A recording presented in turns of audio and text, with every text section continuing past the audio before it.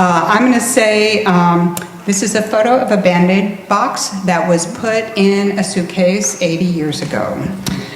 When I first saw the original box, this is actually my brilliant photography you see there on the screen. I had been steeped in the Kindertransport for quite some time, and I actually stood in front of it and I wept. And it seemed like such a silly thing to do, to weep over a Band-Aid box. And the docent at the exhibit came and brought me a tissue and said, yeah, the Band-Aid box, it gets everyone. So by the time I saw it, I'd been immersed in the Kindertransport for, I would say, a dozen years by then. So that's what we're here to talk about tonight, the Kindertransport. I'm going to, does everybody know what it was? The effort to bring about 10,000 children out of Germany and Austria and then eventually Czechoslovakia and Poland Czechoslovakia, not Poland, to England in what would turn out to be the short few months between Kristallnacht and the beginning of World War II. So that's between really early December of 1938 and September of 1939. Most came through the Netherlands, helped by, let's see, I'll get used to this technology here. You guys, I did the wrong one. Uh-oh. No, didn't go. Just space. Okay, yeah. Good, great. That's easy. That's a big button. I couldn't even find that. So I guess now I'm in an American audience. I would ask if anybody knows who this is, and everybody would ask for a show of hands, and nobody would raise their hands. I will tell you that in the United States and Canada, at least, Truus is not known at all. When I did some poking around in the Netherlands among the people that I knew, again, Truus is not known at all. She is just an extraordinary woman and who deserved to be better known. I want to just take one moment here and thank the NIOD here for allowing me to use this photo. It's from their archives, and it's a photograph of Truus from her German documents after Germany had taken over the Netherlands. So she's Dutch, obviously. She's a real-life hero on the scale of Schindler's List fame, and sadly not quite as famous. So if any of you know Steven Spielberg, please feel free to step out and use your cell phones. I know because my husband, last thing I did before I came to dinner tonight was call my husband in California and wish him good morning, that Steven should be up and would probably take your calls.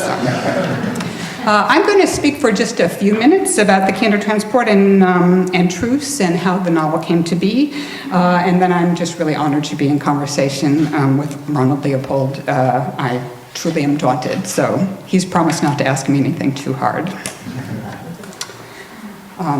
Okay.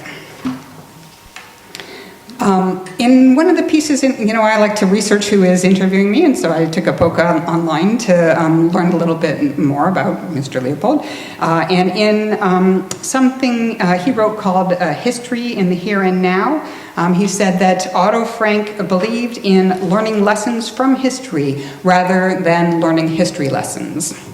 So I'll tell you that I was a history major at university, and I learned a lot of history lessons.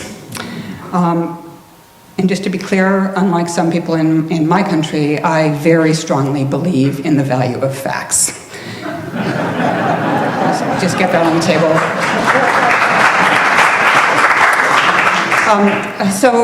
But the lessons I learned from history, in Otto Frank's words, very often came to me through novels.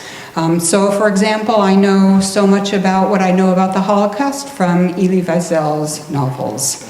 I know, I feel very much about World War I through the novel All Quiet on the Western Front by Erich Remarque. I became fascinated with Russian history, largely through reading Tolstoy's War and Peace. I think what a novel does differently than a history text is to invite you to inhabit a life or lives to imagine yourself walking in a particular pair of shoes or many shoes. Also, I'm going to say no memorization is required when you're reading a novel. That's very nice. But fiction is sometimes called the lie that tells the truth. For me, at least, it's really the lie through which I can feel the truth and have it bubble up inside me. It's what makes me imagine myself as other people, be inspired to be a better person, and want to be a better person. And it is in the wanting to be better that we all become better. So that's the first step. Yeah, big space bar. Before I go any further, I'd like to ask if there is anybody here who was rescued in the Kindertransport. Oh, lovely. There's, in every speaking engagement I've been in, there has been somebody, and I would ask if you would be willing, when we start the conversation, to introduce yourself, say a little bit about yourself. If you're uncomfortable with it, that's totally fine. But if you're willing to share a little bit of your story, I would love to hear it. So, okay. And thank you in any event for being here. It was really lovely. One of the most amazing and moving things that's happened since this novel has come out, and came out today in the Netherlands, but it's been out since September in the U.S. and Canada, is the number of people who've I've met or who've sent me emails, often pictures of like 4 generations that literally would not be here if it weren't for the efforts of Truus Wijsmuller. And I'll say honestly that if I had imagined any of these real people reading my story, I'm quite sure I would have been way too daunted ever to have written it, so it's probably a good thing. So I'm going to give you a little of the history behind the novel, just to kind of ground our discussion. But the history is not so much the thing here. The thing here I'm going to ask you to do is imagine yourself as a parent in Austria in 1938, making the tough decision to put your child into the hands of strangers, to be taken to a country where they didn't know the language or the customs or even necessarily have anyone to love them. And just to be clear here, we're talking about the late 1930s. So it was before, Hitler was Hitler, but there were no death camps yet. People didn't really know how bad it was going to get. There were, Dachau existed, but it was a labor camp. It was not a death camp. And so I think it's, the people didn't really know, except through their own imaginations, how bad it might get.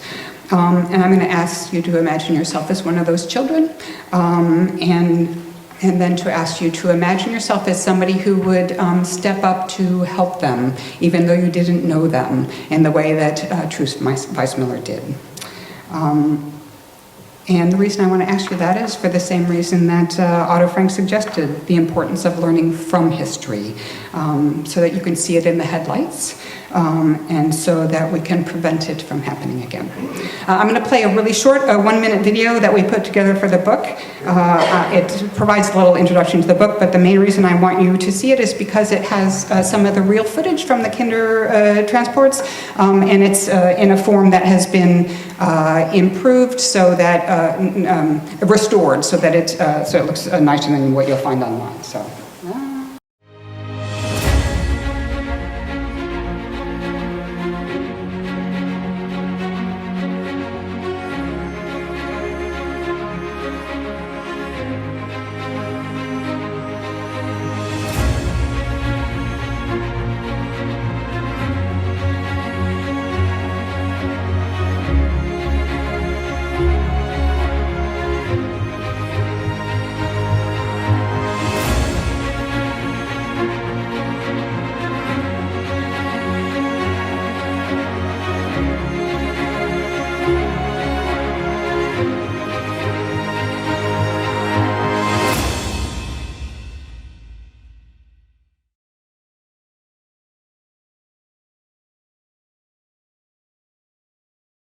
So again, that's the real footage.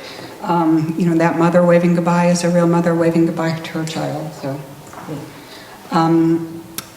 So The Last Train to Freedom, as it's called here, and I'm going to let my publishers at some point in time talk about why it's called The Last Train to Freedom here instead of The Last Train to London. I think it's a good choice, but anyway. It's sometimes described as Truus's story, but I will tell you that the story did not start with me, with Truus.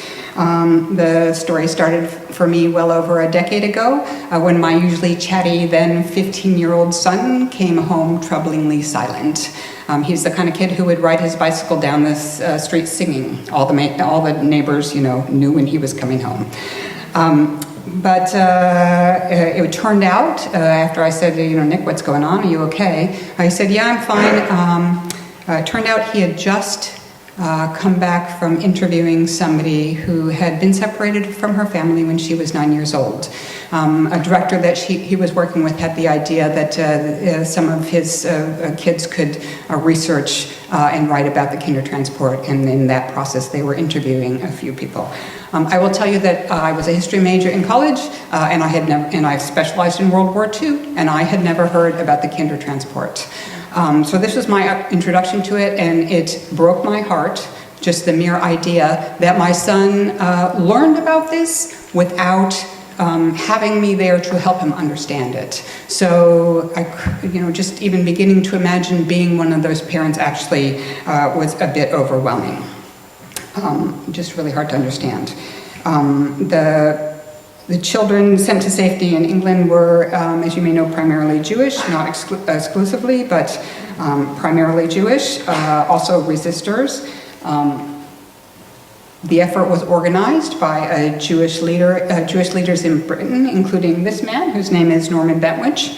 And so I'm going to let you in on a little secret. I'm not Jewish.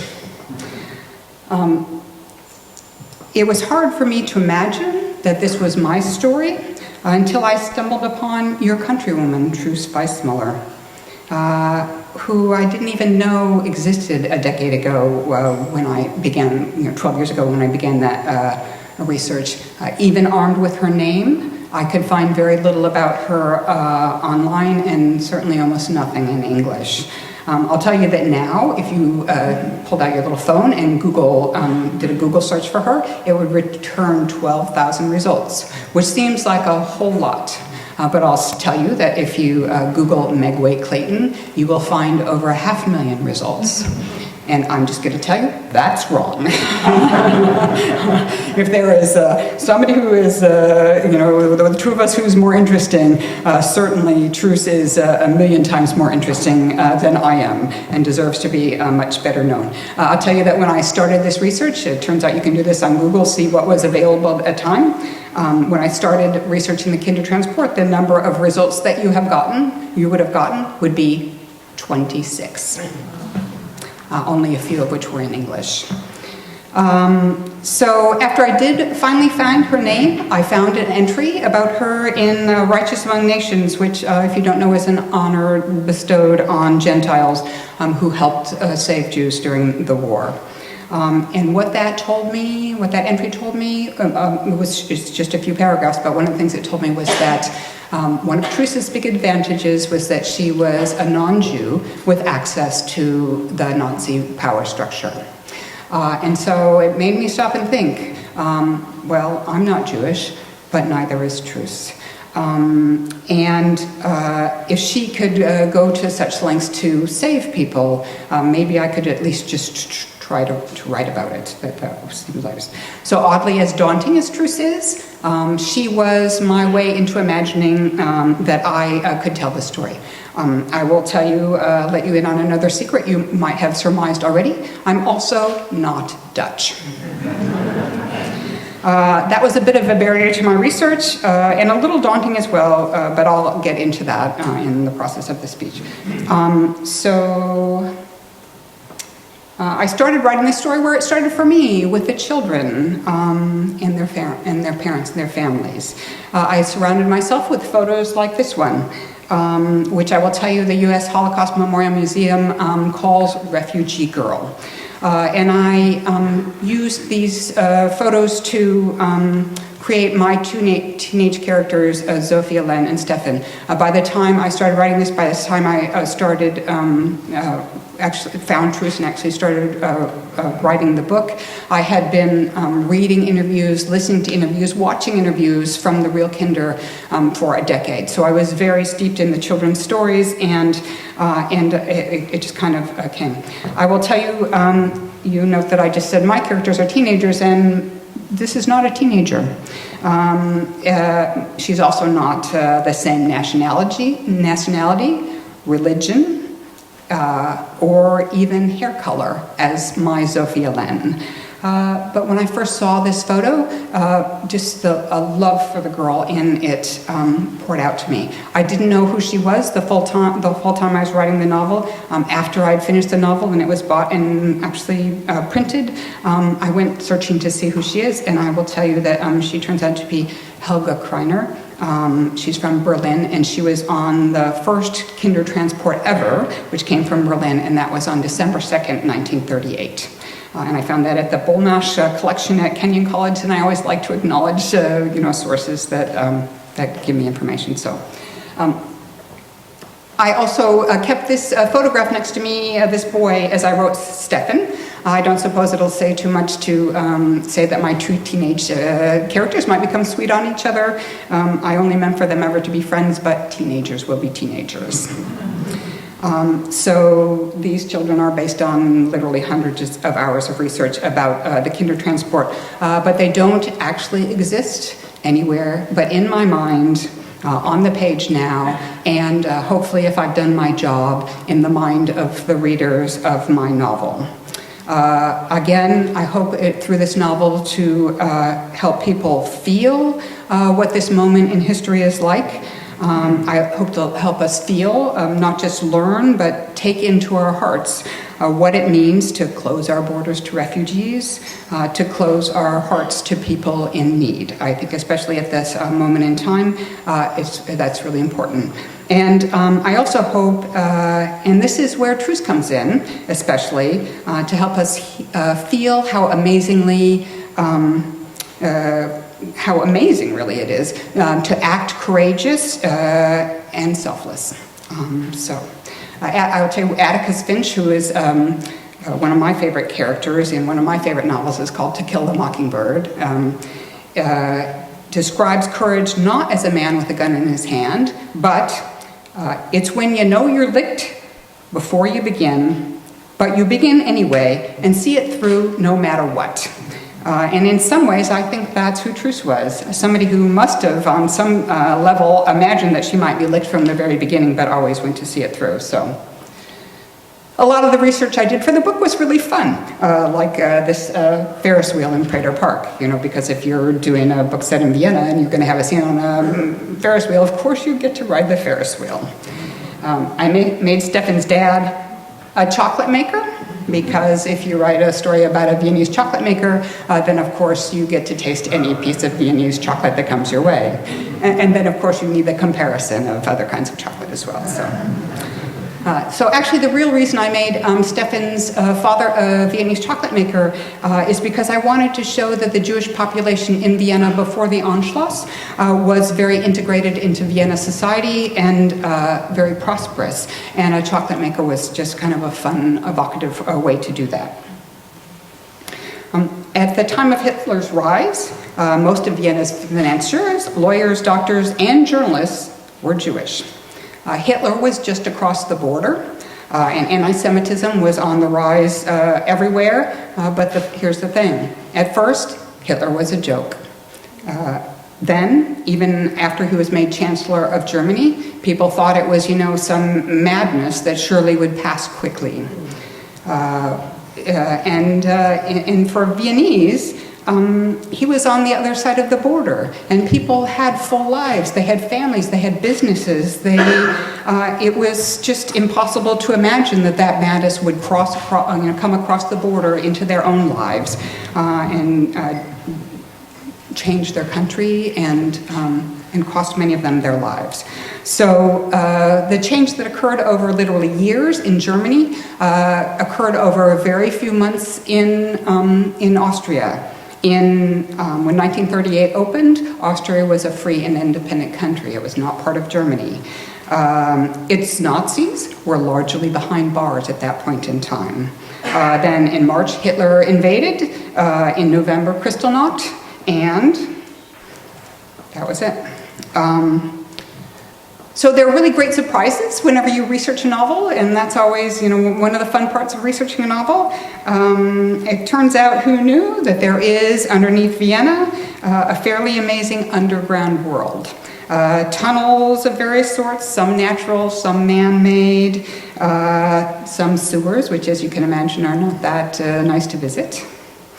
And there's a 3-story underground area that used to be a convent. 3 stories underground. There's an area that was a Talmud school, and even an area that used to be a horse stable underground. So there's a crypt you could visit, and I'm sorry to tell you that not all the bones are in coffins. It turns out that Orson Welles, do you all know who Orson Welles is? So he starred in a movie that was filmed in that Vienna underground just after the war, and was a really great resource for me seeing what the underground looked like at the time. And the rough life of a novelist, I get to watch movies in the middle of the afternoon and call it work.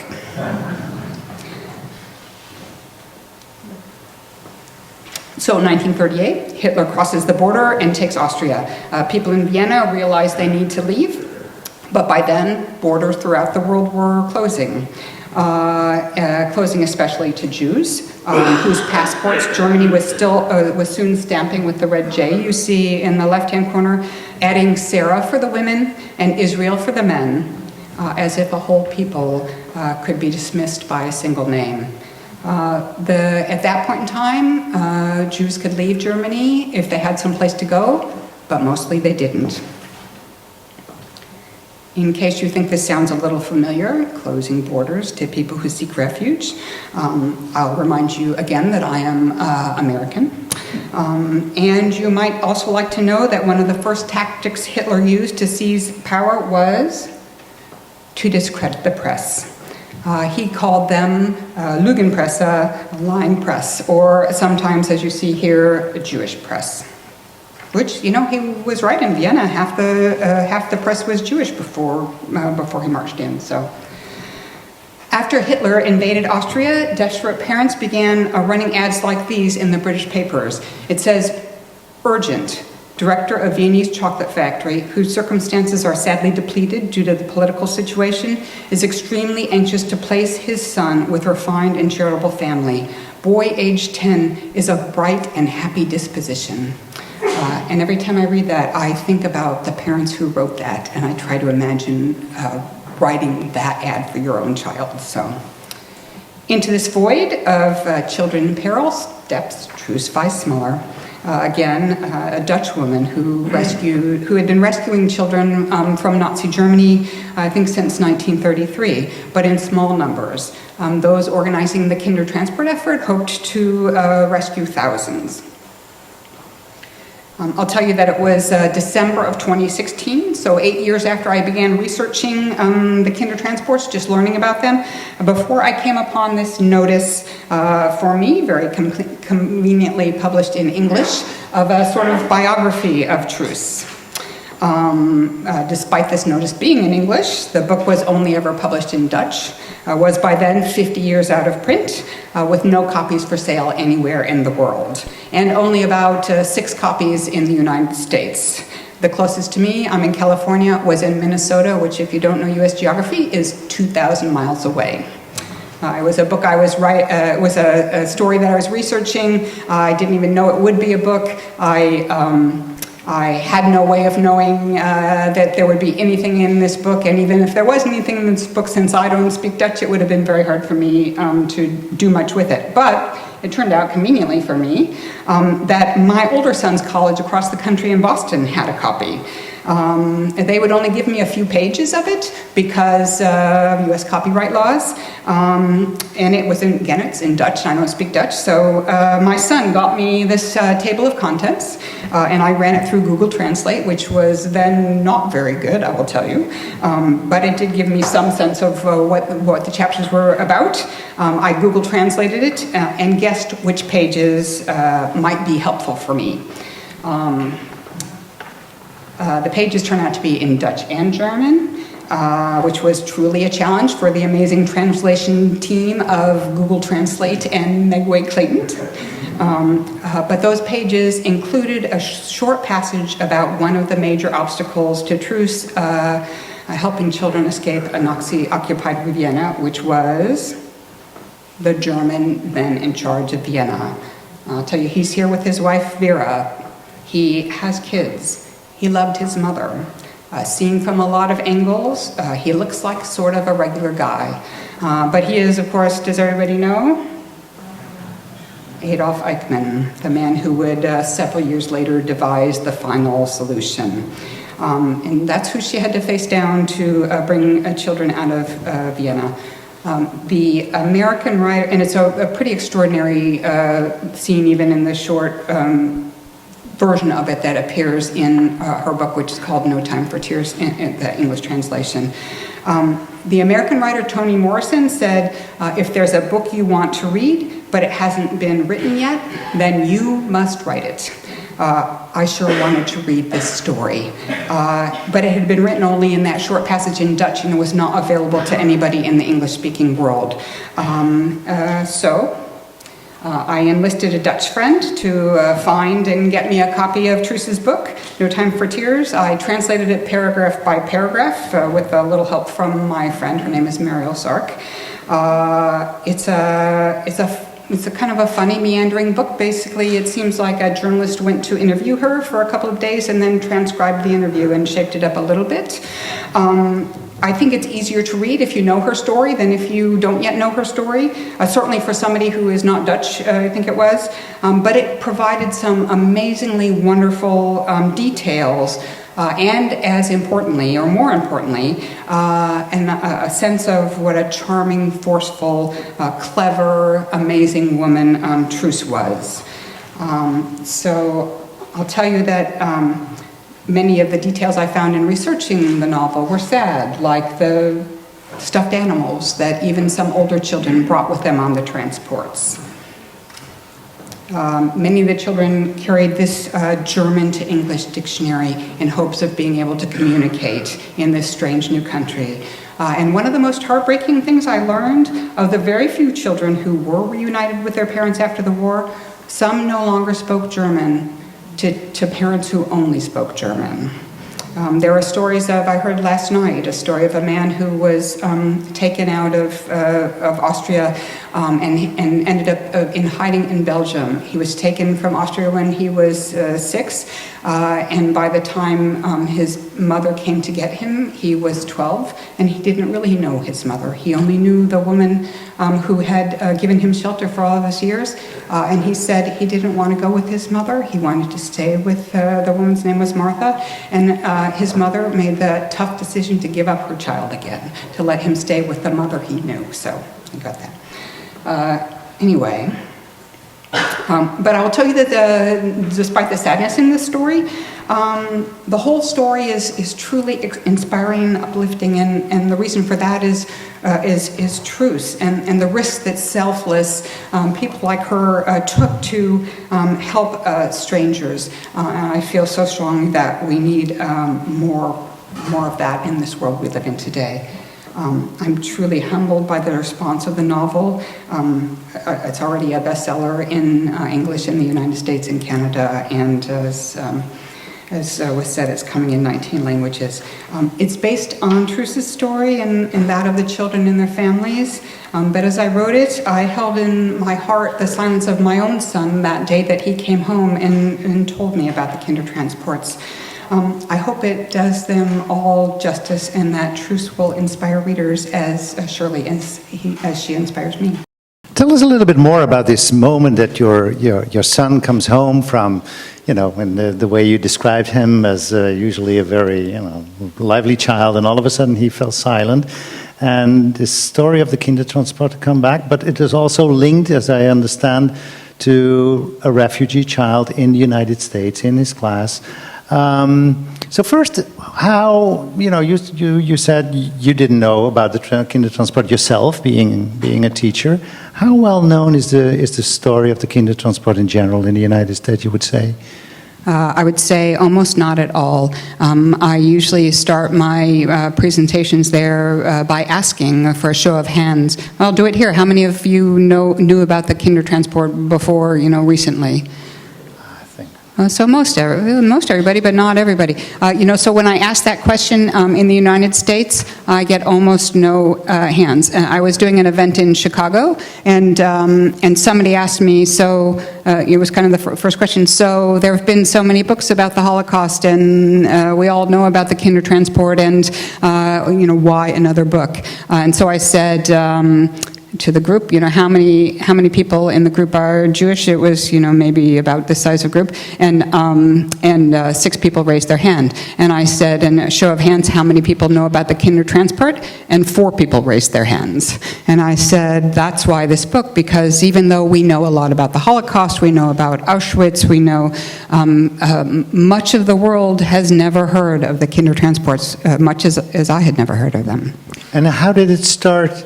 In terms of writing a book, did it start as a book, actually? It didn't start as a book. I mean, it started as a sort of an obsession, I would say, just wanting to understand this moment in history, almost like as a historian, and somebody who's curious. But what I did was I did it in part because my son was going to be researching this project, and I wanted to be able to help him understand, and I couldn't do that if I didn't know something about it. So I started, Steven Spielberg has collected a lot of oral histories, and a lot of them are available online through the U.S. Holocaust Museum. I read them. I went up to at some point in time, I went up to the San Francisco Holocaust Museum, where the librarian there was very helpful in pulling transcripts of and histories of Kindertransports, and I just kind of wanted to learn about it.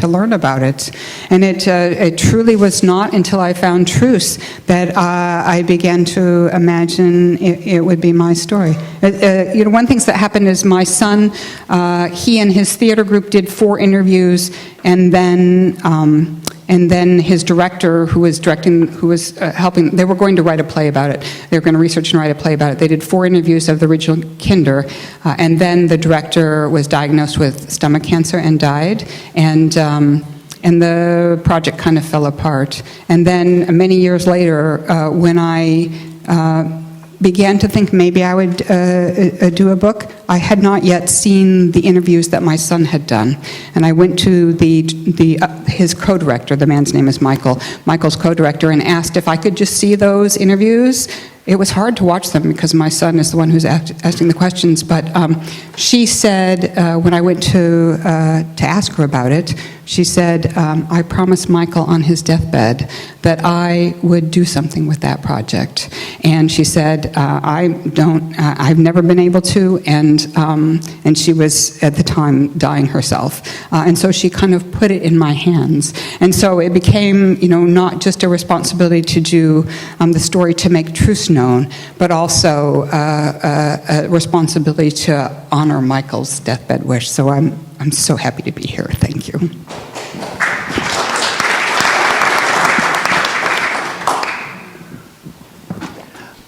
Meg, in your presentation, you mentioned an interesting thing about not being Jewish, about the fact that Truus was non-Jewish.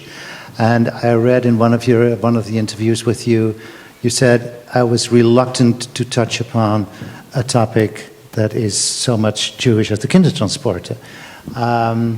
And being a writer, being an artist, and we know the discussions also in the United States about, how you need to be part of a group in order to imagine, in order to walk in those shoes of someone else. And so apparently there was something in the beginning also with you being reluctant to touch upon a Jewish story, mainly Jewish story, I should say, as the Kindertransport. Now, what I would like to ask you is this more a moral issue, or is it more what I would call a technical issue in terms of it's more difficult to imagine somebody else's life who's not part of what you are about, and if it's a moral issue, how did you finally overcome? I would say it's a little bit of both. I will tell you that when I found this story, and I had a number of conversations with my literary agent. Her name is Marley Rusoff, and she's Jewish. And so I was talking to her about various things. We're close, and we talk a lot. And I said, there's just this amazing story about the Kindertransports. Don't you have somebody, a really good Jewish author who's looking for a new story? Because I would love to tell him about that, and tell him where I found research and everything. And her name is Marley Rusoff. Marley looked at me and she said, "You should write that story." And I said, I can't write that story. I'm not Jewish. And she said, "No, you should write that story." And for many years, she kept encouraging me. The reason I was daunted about it is because I was raised Roman Catholic, and I know from that there are parts of me that are Roman Catholic in my little toes, even though I have since left the church. I know that I am Catholic in ways that people who are not Catholic don't necessarily appreciate. Like, it would never occur to me not to just walk into a Catholic cathedral if I'm in a city and sit down and think about being there, and I am always comfortable there. My best friend when I was young, and many of my close friends over the years are Jewish, and I know that they spent as much time in Hebrew school as I spent in catechism. And so I know from them that they are Jewish in their toes in a way that I'm Catholic in my toes, and I worried that I wouldn't be able to do the Jewish experience justice, and I thought somebody who was a Jewish writer would be able to pick it up better than I could. But nobody would. I kept saying, "Marley, get somebody," and nobody else would do it. And then I finally realized I think it's so important that we be able to inhabit other shoes, to imagine other lives. And so I just thought I'd give it a try. I will say that I took some small cheats, like my main Jewish character. His name is Stephan. He's a secular Jew. Fortunately for me and my research, many Jews in Vienna at the time were secular Jews. So he is not somebody who was raised learning the Hebrew language or celebrating the Sabbath or anything like that. So he would be a little easier for me to imagine than, say, somebody who is an Orthodox Jew. Why is the title of the book "The Last Train to London"? Because actually it was one of the first transports to London. Oh, it's interesting. So in the U.S., the title is "The Last Train to London," and that is a small homage to the last train, the last Kindertransport that left. It left from Prague right as the war began, and it never crossed from the border from Germany into the Netherlands. The children on that train, nobody knows what happened to them. So it started as the last train, that kind of homage. But then, and my working title was "The Last Train." My editor liked the "to London." It was her idea, and she said because it gives you a sense that the children are going forward to a safe place. They're not, it's not the last train to Auschwitz. And she said also they had published "The Race for Paris," so she said also it makes a nice pairing, doesn't it? The Race for Paris, the last train to London, and they were doing some marketing to give the Race for Paris some more attention. And so my response was, so that would make me the author of places she wants to visit, their names in the titles of places she's going to write about. And she said her name is Sarah Nelson. She said, "That works for me." And I said, "That works for me." I also asked because I don't know if you know Anne and Margaret Frank and the family were on the last train to Auschwitz that left the Netherlands on September the 3rd, 1944. So a last train is a kind of connotation, in this case, of course, in a much more negative connotation than the way you used it. Meg, let's talk a little bit about Truus. Let's do it. I thought you were going to ask about why it's the last train to freedom, and I was going to have to turn over the microphone. No. we will get to know this now. But now we have asked it 5 times, I think. So the publisher must be no pressure. So let's talk a little bit about Truus. You mentioned in your book in the last part in your acknowledgement that Truus is actually the product of your imagination. That's the word you use. So tell us a little bit about how you portray her in the book. Who is your Truus? Let me put it like that. Who is your Truus? Anytime you do historical research, there are things you can find out and things that are much harder to find out. And the things you need to know as a novelist are different from the things you would even need to know as a historian or even necessarily a biographer. So for me, I need to know where Truus lived and what the view out her window looked like and what she liked to wear and what she liked to eat for breakfast. And those details that historians are like, oh, who cares what she eats for breakfast? And so, one of the big things for Truus was what her relationship with her husband is like. I knew she was childless from my research, but she was childless at a time when women who didn't have children didn't talk about why they didn't have children. So there are parts of her that there is probably no way to find out about that as a novelist I need to know. And so I think it's true that in every character I write, I will tell you even including Eichmann, there is some bit of me that is in that character. I can only fill in the spaces with what I can imagine. And so Truus becomes, it's not a biography, it's a novel, and Truus becomes, in some part, how I imagine she must have been, as opposed to, maybe she would tell me I got it all wrong. I have no idea. There were some things that you do as a novelist that you're doing that are not exactly the way they were. For example, there were several things that happen in the book, all of which happen after Kristallnacht. But I needed Truus to be in the story from the very beginning of the story. I didn't want to wait to bring her in on page 350. And so, one of the things I did was play with the timeline a little bit, so that some of the things that she did later, she does in my book earlier. And my feeling is that, and I say in the acknowledgments that I've done some of that, what I feel is that what she has done in the spirit of how she does it is what I want the reader to walk away with, not necessarily knowing that on December 10th, 1938, the first Kindertransport left Vienna. Although I will tell you that's the date, and I did a lot of research to determine that was the date. Yes, well, we will talk about the relationship between fiction and history a little bit more later on. First, I would like to ask you, what does Truus Wijsmuller mean to you? Oh, she is everything I want to be when I grow up.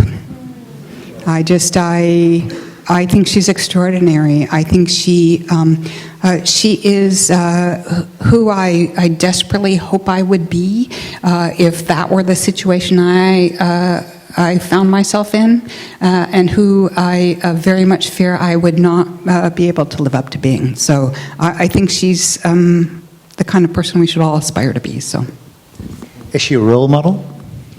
Yes, absolutely. Would she be a role model for your son? I sure hope so. For his generation, I mean? For his generation, I have to say, I think, and maybe everybody thinks this, but I watch what my sons are in their 20s now. Actually, my oldest son just turned 30, so he's even past his 20s. But I see in the younger generation a real concern for the planet and the future that I think is lacking in my generation, and a real belief that an openness to all sorts of ways of being, all kinds of being religious or not being religious. I see an understanding that calling yourself Christian doesn't make yourself Christian. And so I think in some ways that my son's generation probably needs it less than my generation does, but nonetheless, absolutely a role model for anybody. Did writing about Truus change you? It did. I will tell you that this is in the U.S. My 7th novel, and I have never cared about a book more. Not even my first novel, which I tell you I desperately wanted to have published.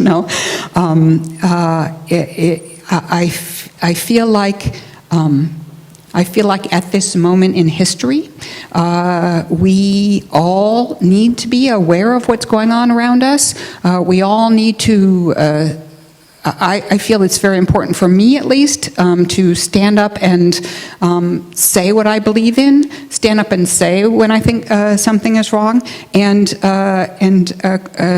knowing Truus and knowing what she did and the ways that she stood up makes me feel more courageous than I ever have. So I will tell you that I have done things like go to protest marches and write articles in the U.S. press and all sorts of things that make me sometimes worry that I better have an exit strategy too. Yeah, it's always nice to get a little political because that's always makes people uncomfortable, which is nice on an evening like this. And actually, when you mention that, your son comes home and there is this kid, in I think it was his school class that, was a refugee?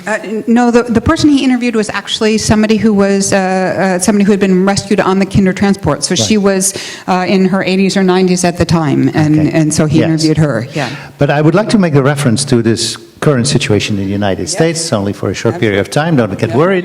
But I think it's important because one of the things that you said is, and which we know, of course, from the 30s, also very much here in this country, and also very much from those Jewish families who came from Germany to the Netherlands and thought they would be safe here. The Netherlands had stayed out of the First World War and it would definitely stay out of trouble for the rest, so they thought they would be safe. And as you mentioned, can you imagine the unimaginable? Can you imagine what is, how we make history like this, making choices without knowing what the consequences of certain choices are. And we know we live in difficult times, in dangerous times. Would you say that, the kind of civil courage, would you say that the kind of engagement that you talk about among youth, is that something that you could relate to somebody like Truus Wijsmuller?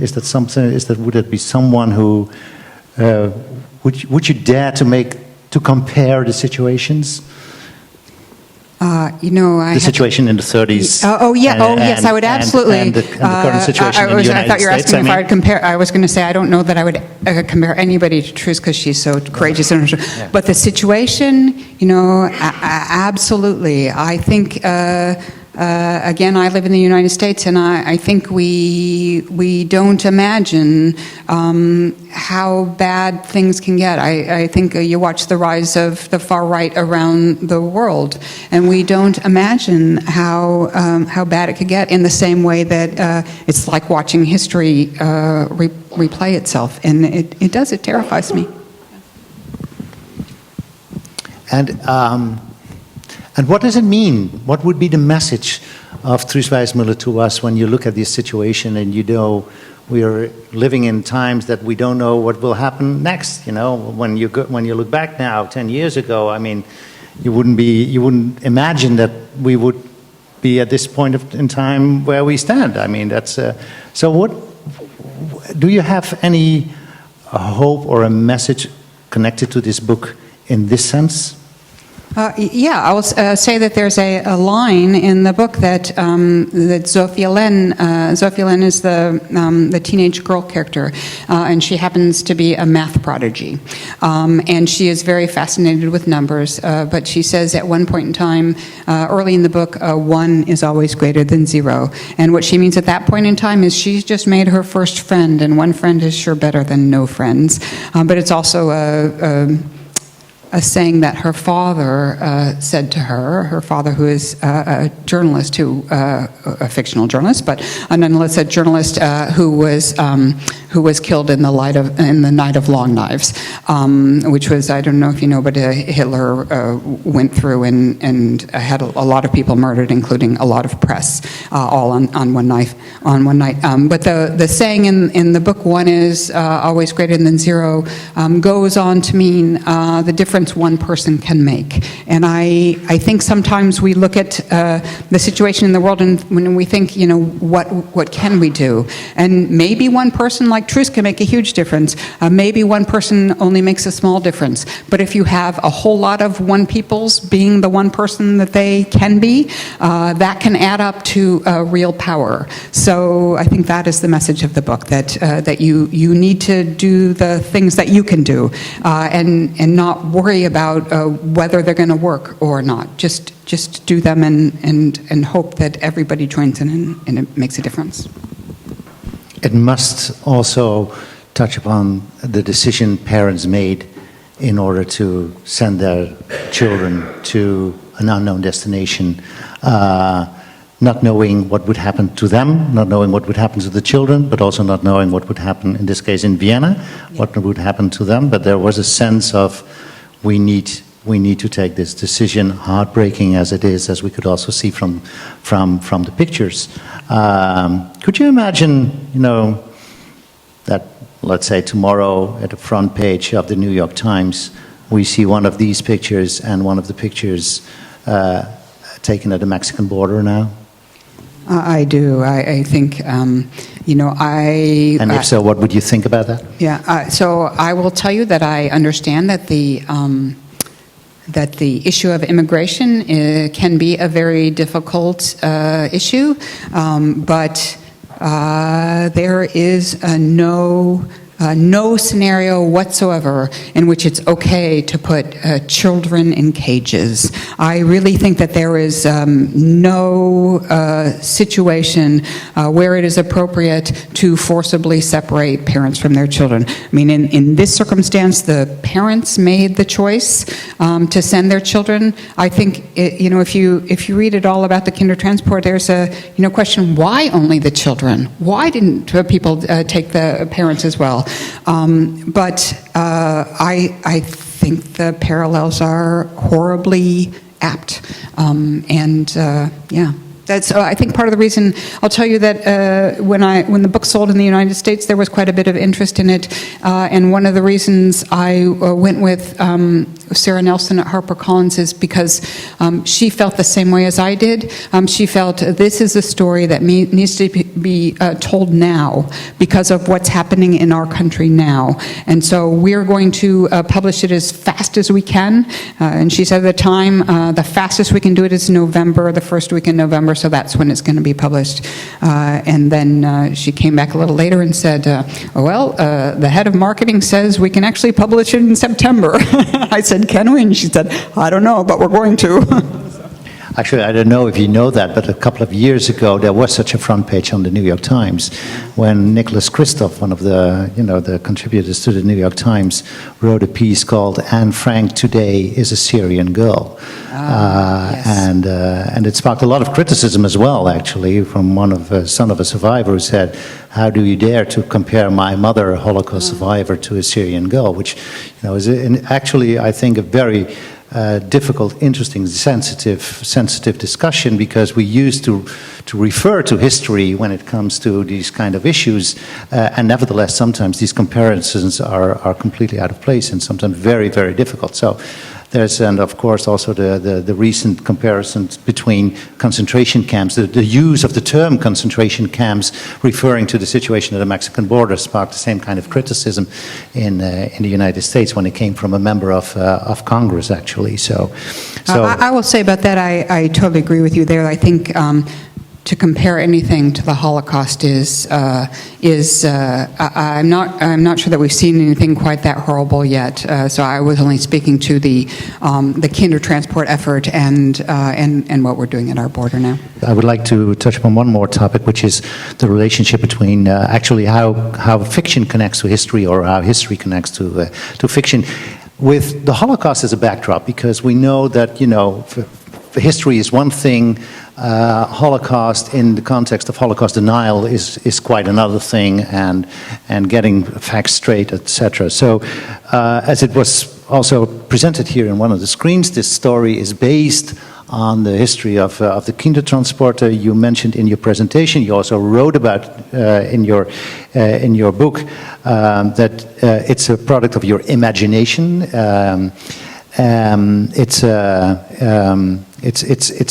It's a way of being inspired by history, but writing fiction, because it's, the title says it's a novel. There is this relationship between history and fiction is problematic. Could be problematic in terms of, when it comes to the Holocaust. And we have seen the same thing with Oskar Schindler, of course, with the film of Steven Spielberg, Schindler's List, where the real Oskar Schindler is being portrayed in a very different way in the film when you know about Oskar Schindler's biography, actually, and also in a kind of problematic way to a certain extent.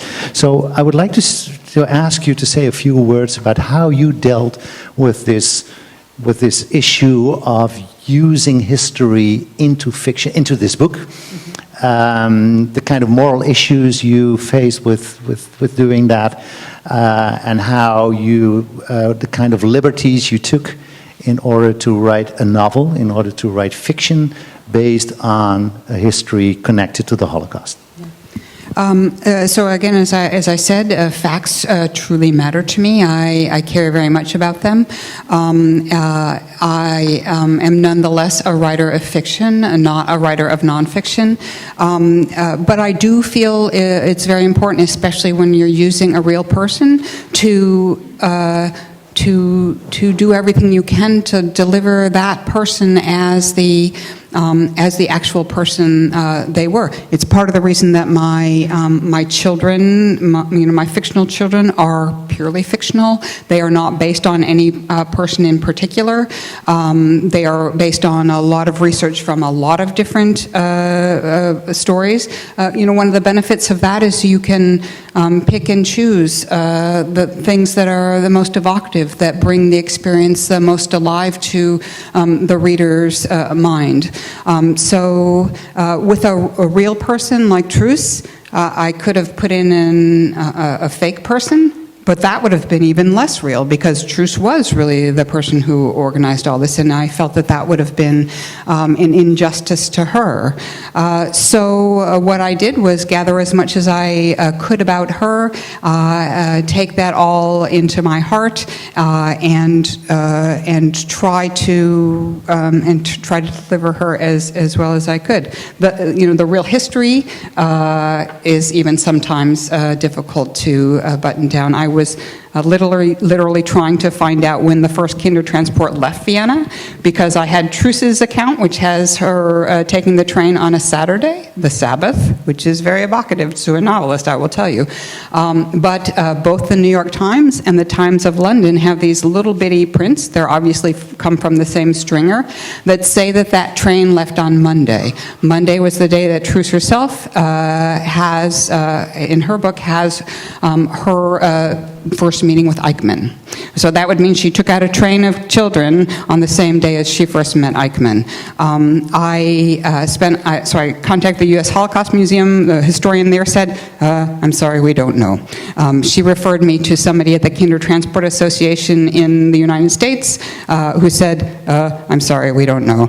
there's a whole lot we don't know about the Kindertransport yet. It hasn't been researched as much as it should.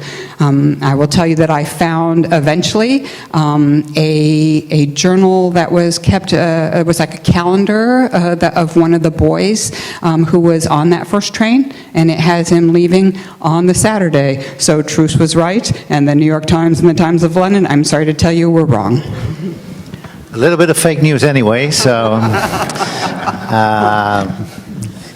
the lie that tells the truth. Those were the words you used. Yeah, well, the lie that tells the truth is, I don't know, I think some people say it was Picasso who first said that, I don't know. But I really feel it's almost more like the lie that allows you to feel the truth, to experience the truth, it's an emotional truth that you learn, a way of understanding and experience that comes from honestly making things up sometimes. Kind of crazy.